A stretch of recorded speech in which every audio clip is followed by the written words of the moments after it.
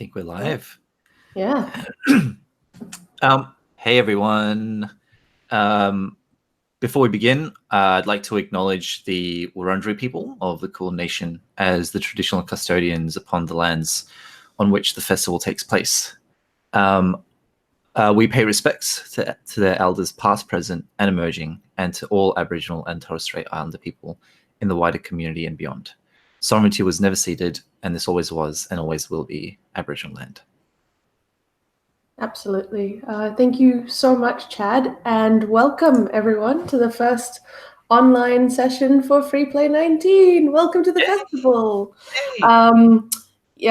With me, I'm Pritika, and with me is Chad, the director of Freeplay, and we're going to be discussing all things Freeplay. Yay. So I just want to say that Freeplay is Australia's largest and longest running independent games festival. The festival is currently running all week, so that is from today, the 7th of May, to Sunday, the 12th of May. And it'll be running online and here in Melbourne, Australia. Tickets to the weekend conference are still available, so you can grab them anytime at freeplay.net.au. And if you'd like to join the conversation online on Twitter, our hashtag is Freeplay19. Yay. There we go. Super smooth. Yeah. How are you feeling, Chad? I'm excited. I'm really excited, but also pretty tired. Mostly excited, though. That's good. So I think today we're just going to have a little chat about Freeplay, the festival, and kind of introduce anyone watching about what we're all about and the program that you've put together. Yeah. Yep.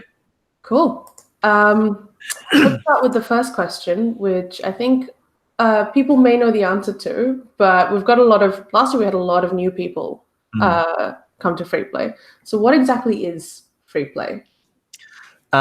So basically, like you said, Freeplay is Australia's longest running and largest independent games festival. It first began in 2004 as part of the Next Wave Festival, which is another great festival here in Melbourne that focuses on emerging artists. Freeplay was co-founded by Catherine Neal and Marcus Westbury, and is ultimately about the celebration of independent games. And a lot of what Freeplay does is kind of focus on things that take place at the fringes, and tends to spotlight and provide a platform to emerging artists and game developers. This is our 15th year, which is pretty amazing. I have like my 15th year T-shirt on.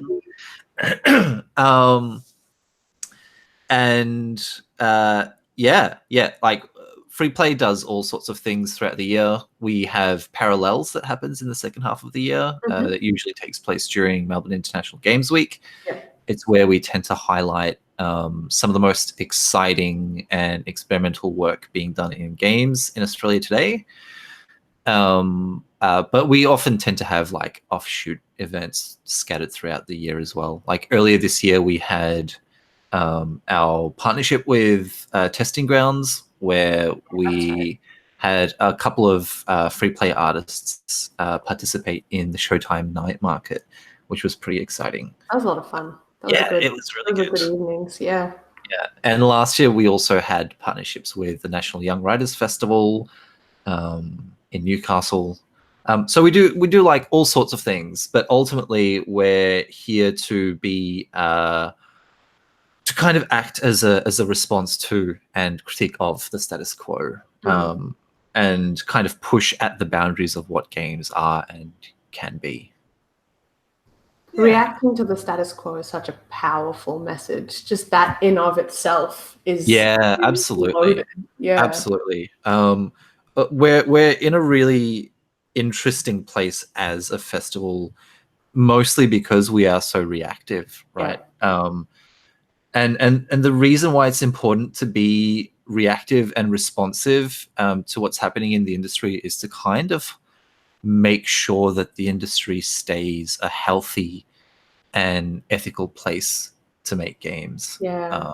And Freeplay acting as that voice of reasoning and critique, I think, is super important. Yeah, and with like those kind of conversations are constantly getting stronger and stronger. I mean, even today you had, I think, the hashtag, the riot walkout. You know, it Absolutely. was happening. Absolutely. Yeah, it's super powerful.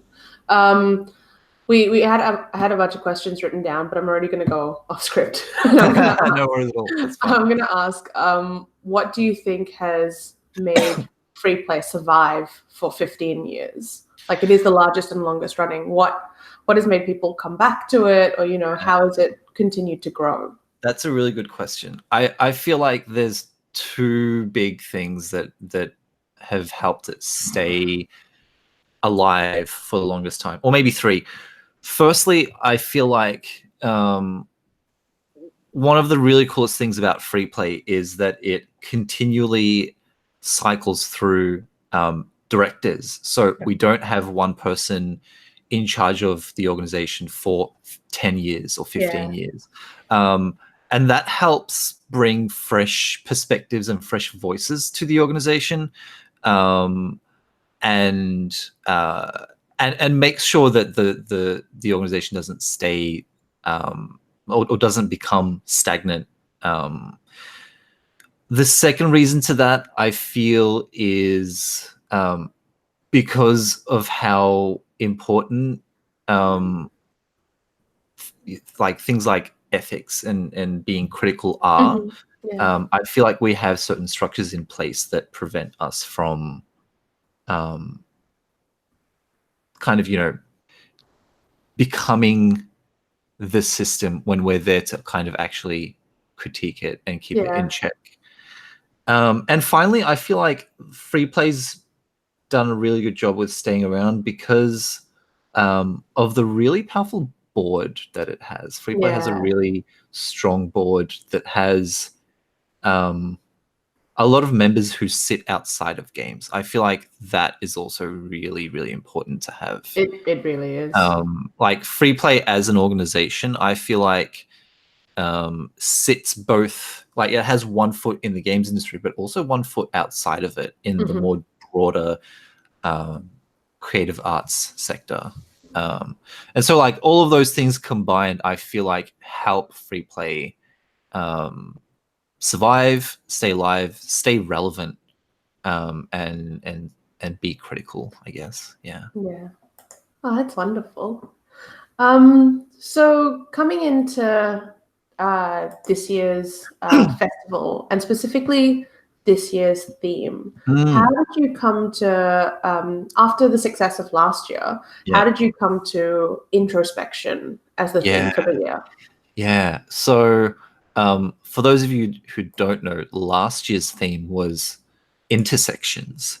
And I was really interested in looking outwards at what was happening at the intersections of games, particularly looking at other creative disciplines and other art forms.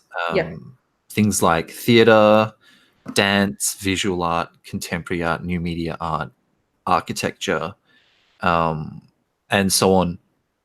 And ultimately, the reason I wanted to do that was to, one, make a statement about games not existing in a vacuum, and that it's important that we realize that we sit amongst all of these other creative disciplines. Absolutely. Right? We often take pride in saying that games are an art form. Yes. Right? We love to say that, and absolutely it is.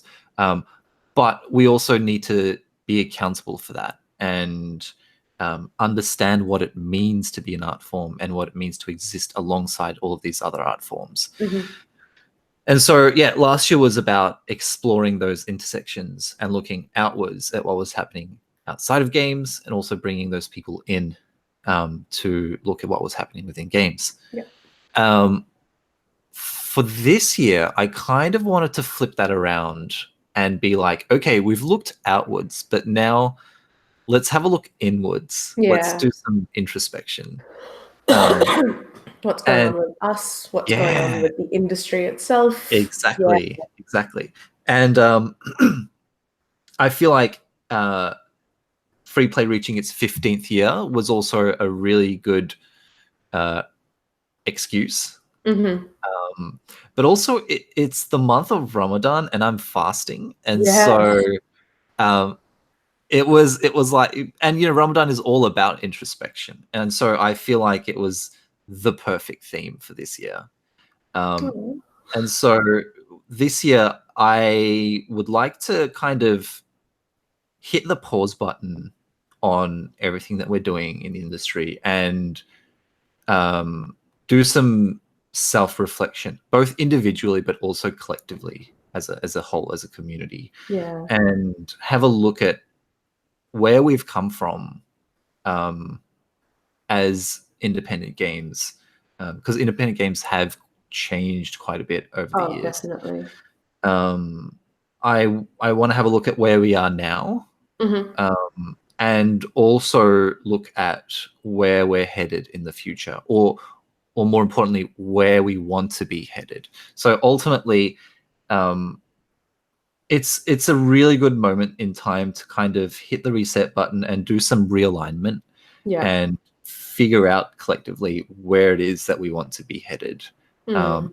and how best we can do that in the most robust and healthy and caring and ethical way. Yeah.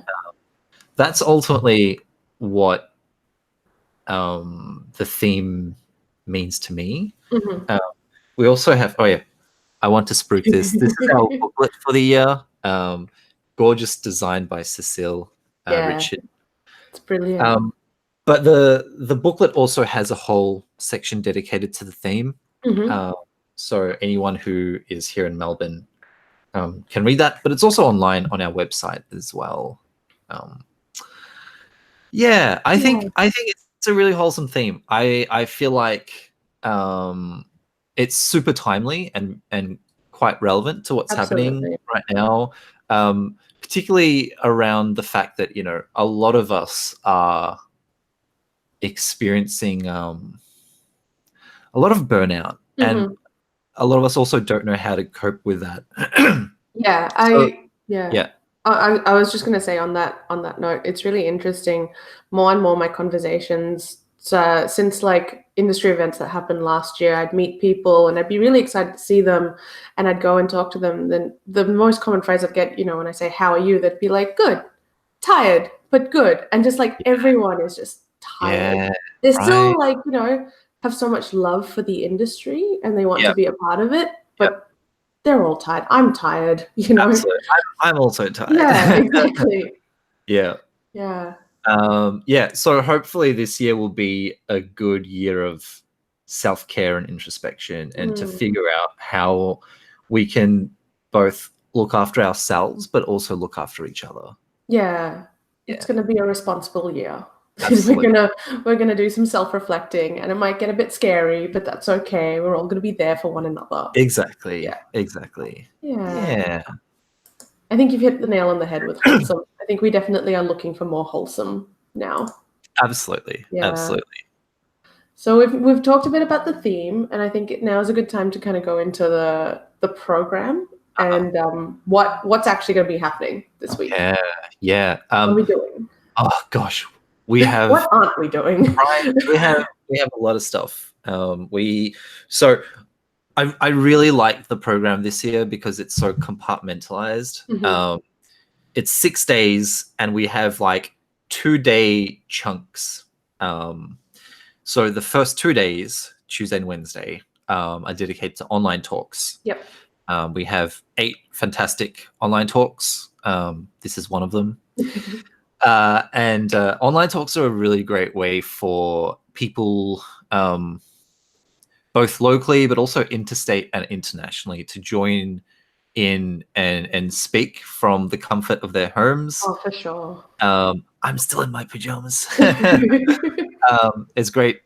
Um, but yeah, it's a very like low barrier entry point for Super speakers. accessible. Yeah, Yeah, yeah, and the fact that people can watch from anywhere around the world exactly.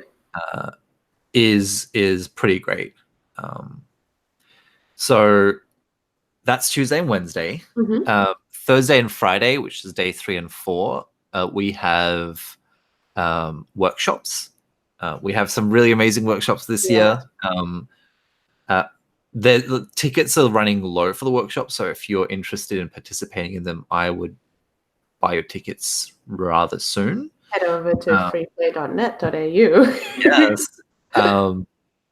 Yeah. So, workshops range from things like zine making to making bitsy games to like introduction to shaders in games.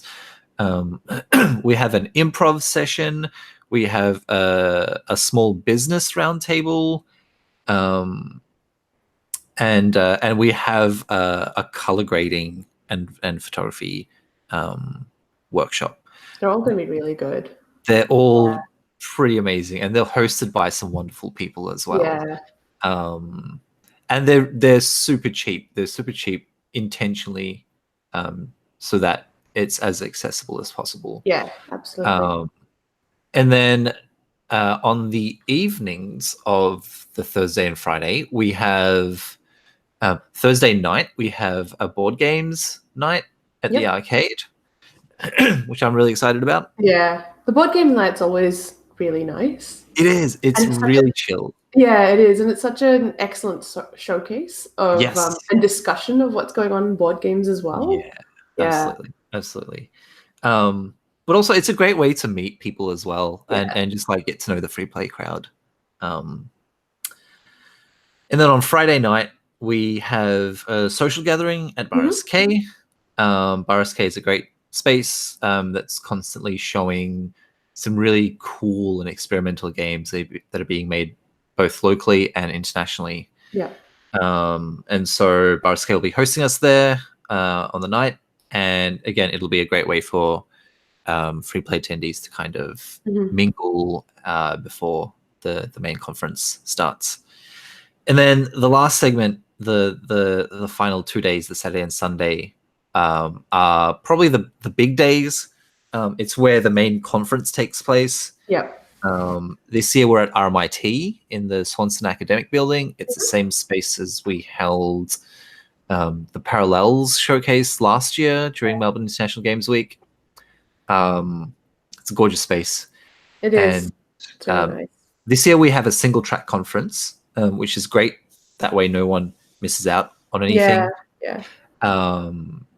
It also means that the curation of the single track conference was extremely hard. I can imagine. We ended up with a really strong lineup this year, and there were just so many great talks submitted, and it was a really tough challenge to come up with that lineup. But yeah, so that's Saturday and Sunday, and we also have evening events on the Saturday and Sunday. The Saturday night will be the Hover Garden Night Market Party. It was really good last year. I really enjoyed it. It was one of, I think, my favorite part of Freeplay. Again, it was super chill. Everyone was just there to meet and just like have a good time. It was really nice. It was really pretty as well. Yeah, it looked really cute. It was just really wholesome and cozy. We had like a fire pit and stuff. The fire pit. That was cool. Yeah. The night market will be on. We'll have a selection of games there. We'll have live music, food, drinks, and an artists market, which is really exciting. We've expanded the market this year to almost double the size of last year. Oh wow, that's cool. Yeah, and we have people from both within games but also outside of games coming in. We have people like Sticky Institute bringing a bunch of zines and stuff. Oh no, my poor wallet. I can just imagine I'm going to be like that Futurama gif of "Take my money." Yes. And finally, the festival ends with the award ceremony on the final day, and that takes place in this gorgeous space called Click Collective. It's like this industrial warehouse almost, Yeah. inside this like gorgeous red brick building in Kensington. And yeah, we're giving away 10 awards to 10 fantastic games. Our finalists have been announced if you go to our website. I'm really, really happy with the lineup this year. That's a huge lineup. That's a powerful lineup. There's so many Yeah. great games. Oh my Yeah. gosh. Jeez. Yeah, I'm just excited. I'm excited for the awards night. And so conference attendees have a free pass to the awards. But if you're not attending the conference, you can buy a single awards night pass as well. And that's available on the website. Definitely come along to the awards because it's such a celebration of the local industry, and it's such a celebration of one another. And plus, it's an excuse to get dressed up. That's always fun. That's something I enjoy about it. Absolutely. Yeah, and so that's kind of that's the festival this year. We have 6 days full of all sorts of stuff for a broad range of people. Yeah. You mentioned workshops in particular, and I think that's something that is really good to bring people into games and give them a little introductory about games and also about complementary art forms as well. What did it mean to you to bring workshops, and what did you want people to get out of the workshops in particular? Yeah. So I always try and have the workshops be like fairly broad. Again, if it wasn't for limitations as far as like time and resources go, I'd want to go even wilder with them. Because we have more workshops this year than we did last year. Yeah, we have 2 additional workshops this year. Last year we had 4. This year we have 6. But it's really important that games people kind of step out of their comfort zones and participate. Oh, sorry, my monitor's just blanked on me. It's important for games people to participate in things that are traditionally outside of game development. So like the improv games workshop is going to be great because just participating in something like that and being exposed to theater and performance really helps with your approach when making games. Same goes with the zine making workshop. I feel like sitting down with paper and craft, kind of like creating something non-digital, kind of acts as like a nice refresher to your creative and artistic inspiration. Absolutely. Yeah. But yeah, all of the workshops are designed to be introductory so that people outside of games can also come in and join. And so the Bitsy Games workshop I'm particularly excited about because Bitsy is such a great way to get into game development. Yeah, it is. It's super easy to use, but can also be like extremely powerful. And yeah, like I would love for non-games people to come and try that particular workshop out. Same goes for the shader workshop and the color grading workshop. They're like super easy to get into, but also really, really important. And I think there'll be it'll start off quite broad, as you said, but I think as the workshop goes on, you'll be able to get into quite the nitty-gritty of like what it means to use shaders and how color grading can turn a game around. Exactly. A lot of that stuff is quite it's not really obvious for games practitioners unless you're specialized in those particular things.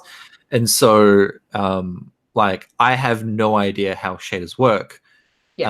I've almost no clue how to color grade a game. And so if I wanted to make my game look nice and pretty with good colors or just some interesting shaders, those workshops would be a great way to step into to those areas. Mhm. And yeah, like the small business and co-ops roundtable I'm also really excited about, Yeah, because I think it's like the most applicable thing for industry people to attend, absolutely. because there's so much conversation going around, as far as games workers go, and that workshop is hosted by Game Workers Unite Australia, Yep. and I'm particularly interested in listening to what's happening in those areas, and trying to figure out what the best practices are for creating a business, but Yeah. also like funding your business, and paying workers, and Yeah. workers' rights and all that sort of stuff. Exactly. Super important stuff. Yeah. Cool. So we touched on this a bit briefly with just specifically the workshops, but like, what's your favorite part of crafting the program, and how do you go about Mm, curating the program? mm. My favorite part of crafting the program. Look, I really, part of what's important for me about free play is how much care it puts into highlighting emerging artists, Hmm. and artists who are perhaps from minority communities or marginalized communities, or disadvantaged in any way.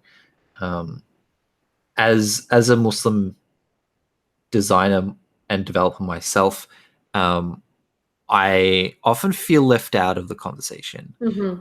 and so many other people also feel left out of both the conversation but also the narrative. Oh, for sure. And I feel like free play, um, it's kind of my goal as director of free play to look out for people like that, and so it brings me so much joy when I approach people, saying like, "Hey, would you like to be involved in this year's free play?" And just being exposed to the responses that I get, of how honored people are of being given the opportunity, Yeah. um, I think is one of my favorite parts of putting the festival together. Um, as for my curatorial methods, again, it's looking out for interesting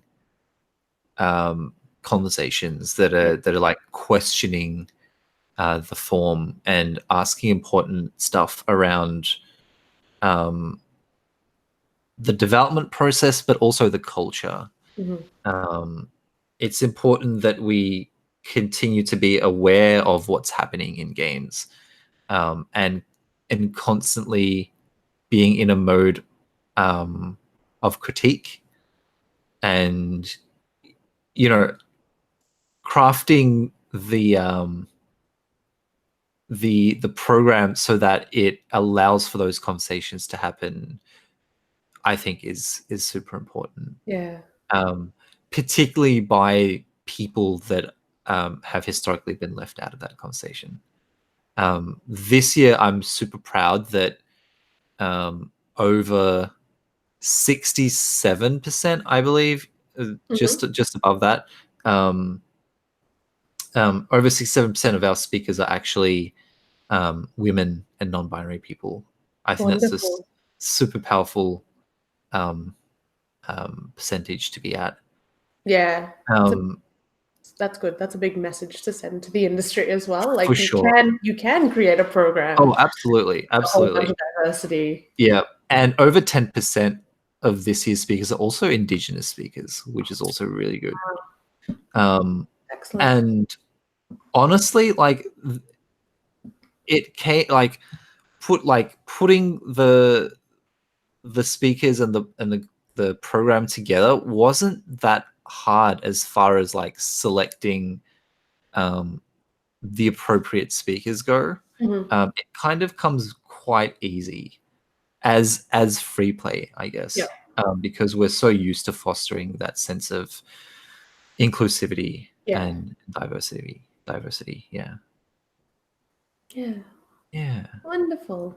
I'm really curious what you're most excited about for the Oh, festival. me. I got a lot from I got a lot from very specific things last year, and I have a feeling that'll happen again this year. I got a lot from, in particular, the zine workshop last year, which I didn't expect to. And again, I didn't really participate. I actually just sat there because I'm social media. So I was sitting there, taking photographs and going through it. But it was just I was in a place last year that I needed to just slow down and rediscover craft. And I think that was something that really helped, just being there and seeing that. Absolutely. I got a lot from the presence that Game Workers Unite, the unionization talk that happened last.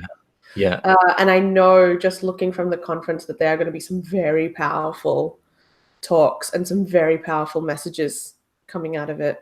I think that's what Freeplay has always evoked for me in the past, those calls to action, but also balancing that out with looking after yourself. Like, it's important to recognize that we have to look after ourselves, and we have to make sure that our self-care comes first. But also, if you're in a state that you can do something, then get out there and do something. And here are the tools, and here are the people to contact, and this is what we establish together. Absolutely. I have a feeling that that'll happen again this year. And in particular, the night market was the standout for me last year, and I'm looking forward to seeing the games. I think in particular, I really loved the fact that the artists were allowed, not allowed, but they had a space to sell their wares. And for me, supporting local artists in that way is super important. Like, being able to go up there and be like, "You're creating an amazing product. Let me hand you some money right now." If I'm able to, and just like have that transaction of supporting people who are creating things. Exactly. Absolutely. And it's really great that Freeplay's in a position where it can just be like, hey, we have stalls. We're like totally not going to charge you anything for it. Like, please come and be part of the community, and let's celebrate this industry together. I'm really excited. It's gonna be super good. On that note of self-care and looking after ourselves, because this year's theme is introspection, and that is also about a lot of reflection and a lot about looking after ourselves. How have you looked after yourself in lead up to Freeplay? And how do you plan to look after yourself? Spending a lot of time with my cat Aslan, I think, would be my answer. No, Aslan's kept me company, and I don't know what I'd do without him, honestly. But also, making sure that I stay in touch with friends, that I'm kind of looking out for my friends and they're looking out for me. Having tea in the afternoon or the evening with Izzy, my housemate, has been great. I feel like that's been a really nice mode of self-care. But just also playing some really chill games, I feel like has helped. I've spent a lot of time playing Astroneer this year in the lead up to Freeplay. In lead up to, I went to Play by Play, and in lead up to Freeplay, I just found myself delving back into Stardew Valley and being like, I'm going to redesign my farm again. Stardew Valley. That's also another one that I've been spending some time with. So good. But ultimately it's kind of taking it easy. I've noticed that I've been spending less time on social media as well. Just because I feel like I don't have the energy, honestly. And at the end of last year, I think it was around the Christmas break where I was like, I need to switch off. I still haven't gotten to the point where I've deleted the apps off my phone, but I moved them into separate folders and tried to make them as like inaccessible as possible. Yeah. And now my brain's just kind of gone to, yeah, if I want to go there, I have to go to that folder. So now I think I need to reshuffle it into a different folder, different part. Yeah. It's just away again. Yeah. How about you? How have you been I've exercising self-care? I've been, yeah. I mentioned Stardew Valley. Stardew has been, I always turn to it. That and The Sims are like my two that I go to. It's just a way of being creative. And I think because I know those games inside out, I don't have to like put a lot of energy into it. Lots of walks. Going for walks in the morning is really nice and just clears my head just a little bit. And also just like letting myself veg out on the couch for a bit and just watching Terrace House. I started opening new doors. Yes. Very good. It's good. Yeah, it's just good. wholesome content. I don't. Terrace House is great. Yeah, I don't have the energy for a lot of social media stuff now, and a lot of the angry conversations that kind of take place. I find that drains me. So I'm always looking for wholesome content. Yeah, to kind of just consume. absolutely. Yeah.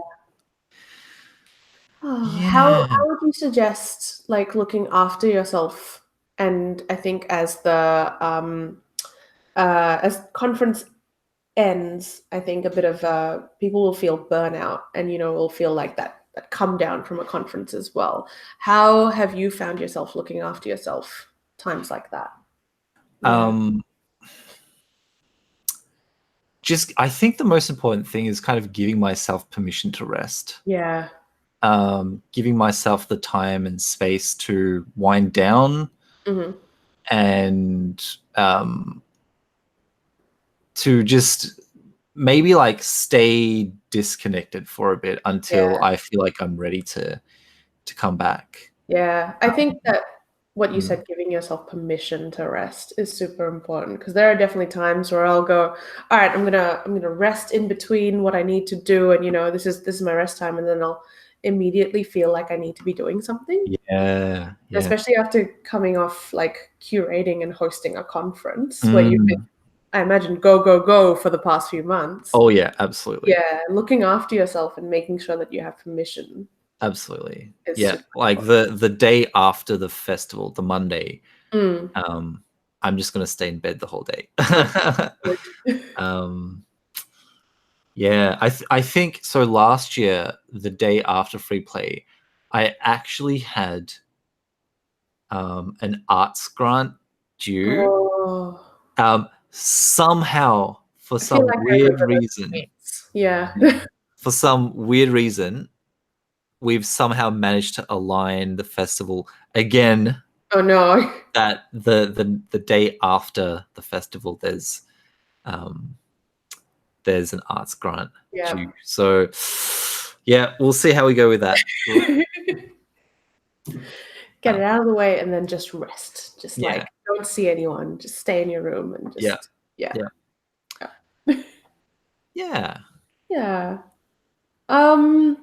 I think we're going to discuss like one or two final things and then we'll probably open it up for questions. The last little thing that I've got here is what are you hoping people will get out of Freeplay this?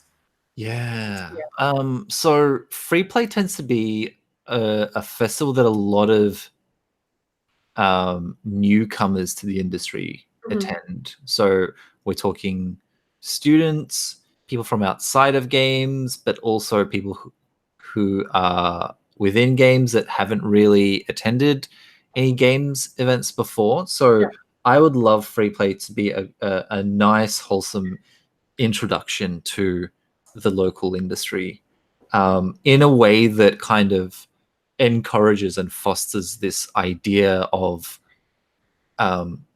it being safe to look at what's happening outside of games. I would love people who attend Freeplay to leave realizing and acknowledging that games are much broader than what they first thought they were, and that we don't necessarily need to limit ourselves to the conversations that happen within games. I still feel like games as an industry are very like siloed off in their own little compartment or bubble, and I kind of don't see why we need to be that way, right? I would love for games people to attend Freeplay and realize, oh wow, there's like a whole world of art out there. Yeah. And maybe they start attending exhibitions that are games adjacent, and hopefully after that, maybe like not games related at all, and start having conversations and dialogues with artists from those fields and disciplines, and maybe finding ways to collaborate. Yeah, like I would love to see like 2 to 3 years from now, the games industry locally kind of starting to mix and merge with what's happening in the arts, and like starting to apply to exhibitions that are not games related at all, but applying with their games projects. And so like trying to convince the arts world that that actually the game project that they've worked on is actually a work of art. Yeah, we've talked a little bit about how, well, we've talked a lot actually about how important it is for to be like interdisciplinary, arts and crossovers and stuff like that. And Freeplay has historically tried to foster that as much as possible. I think something I noticed, I think I volunteered with Freeplay way back in 2013, and I just remember seeing how many public-facing events there were, and it's very family friendly. It's very open to the public. It's also a showcase of what we as local developers and international developers, what we can do to help our community. There's so many games out there that go and do that, and even with a lot of the games that are nominated this year, there's some really powerful ones about looking inwards and reflecting on how we're growing as people and how we're helping others as a society. There's a lot of that within the games. So I guess my question is, do you know how Freeplay came to that conclusion in the first place? Has that always been part of the Freeplay ethos of being public centric? Or Absolutely. Ultimately, when Freeplay came about, I don't think the industry was at its healthiest. And the reason, one of the reasons as to why Freeplay began was to kind of start addressing some of those issues. When Freeplay began back in 2004, it was initially just the conference, and mostly catered towards artists and designers and developers and coders, etc. That changed in 2009 when Freeplay did a big rebrand. Freeplay used to be 2 words: free space play. And ultimately, the meaning, still till this day, the meaning behind Freeplay, the word free in Freeplay isn't an adjective. It doesn't describe something that's free or free to play or something. The free in Freeplay is actually a verb. It's a call to action. Right. It's ultimately to free play. And I guess it kind of assumes that play isn't at its greatest and needs to be freed or released, right? So I feel like part of that is also creating a festival that's open not only to game developers and the games industry, but also to the general public, because there's a lot of reconfiguring that needs to be done at a broader level as well. And I feel like Freeplay's wholesome approach to that helps. Yeah. And it's particularly why we focus a lot on the independent side of games and the fringes. We kind of want to highlight things that are happening outside of the mainstream. And often what gets what reaches the mainstream media are like these bigger titles, often things that are perhaps a bit more problematic, etc. Whereas I feel like, oh, my monitor's turned off again. Like having those conversations is important, but also it's really important to highlight what's happening outside of those circles as well. And just being able to bring in the general public to help celebrate that, I think, is super important, super powerful. Yeah, I think so too. Yeah. We've just been given the 15-minute warning, so we can probably start wrapping up. I don't think I have any more questions that I've written down, but if anyone else out there who's watching right now does have questions, either comment in the, I think YouTube has that YouTube live chat. So either write your response there or like at us on Twitter and use the hashtag Freeplay19 because I believe I'm tracking that. Yeah. I'm really curious how you first got involved with Freeplay. You mentioned having volunteered in 2013. Yeah, I did. I had just come back from an overseas exchange, and I heard about this festival Freeplay, and I think it was because one of the that's right, one of the people in my year level, Goldie, was doing art. Time.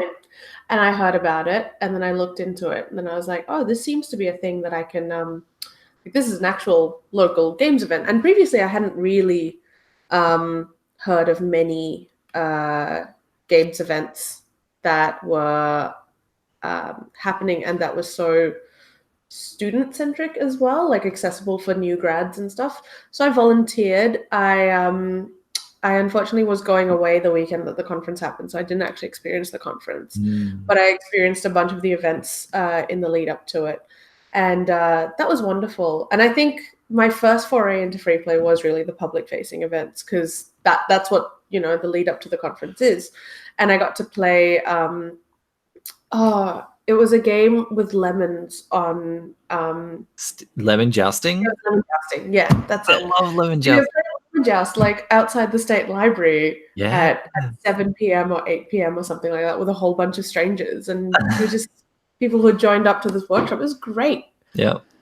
So I helped out there and then came back again for it in 2015 and got to know and volunteered for that again. And then I was able to take part in the conference as well. And that was really good. I feel like 2015 at Freeplay was perhaps the moment where like we probably got to meet and chat. It was. Wow. Yeah. 4 years ago. Yeah, wow. That was a really that was a big turning point for me. Again, looking at the importance of local industry, because I think Freeplay really reframed, as you said, it's important to know that games are so much more than what is normally talked about. And, I grew up in a household with mostly AAA games. But I also grew up with a lot of Indian and Western culture. So like coming to a place where I realized that those things could be expressed in game as an art was super important. Yeah. I'm really curious how you think the industry has changed over the last 3 to 5 years. I think my experience would also be